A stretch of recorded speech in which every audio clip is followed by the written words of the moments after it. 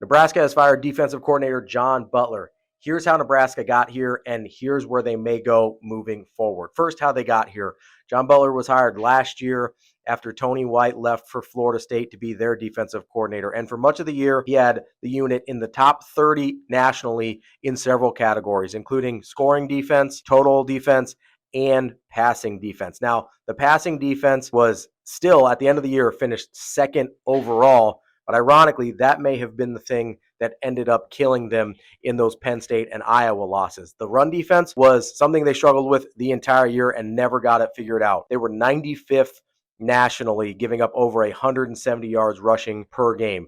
The quarterback run game particularly hurt them early in the year, and those long explosive runs hurt them throughout the season.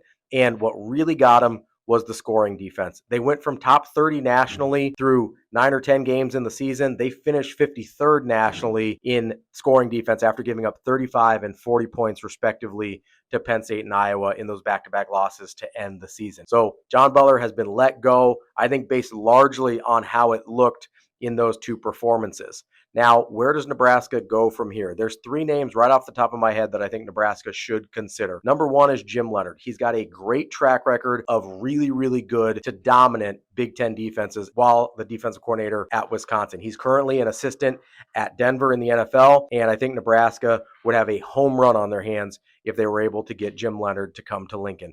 Second name that comes to mind is Scott Simons. I think he was involved last year in the defensive coordinator search. And when it ultimately went to Butler, that's a name I would expect them to revisit this offseason as well. He's the defensive coordinator at SMU. Third, and kind of a wild card, is Justin Wilcox. He was just let go as the head coach at California, but he's got a track record of being a really good defensive coordinator at multiple spots, including Boise State and Washington with Chris Peterson as his head coach. And then he's been at USC and Tennessee as well before moving on to Cal. Those are three names I think Nebraska should look at as their next defensive coordinator. Who do you think should run the defense for Nebraska next year?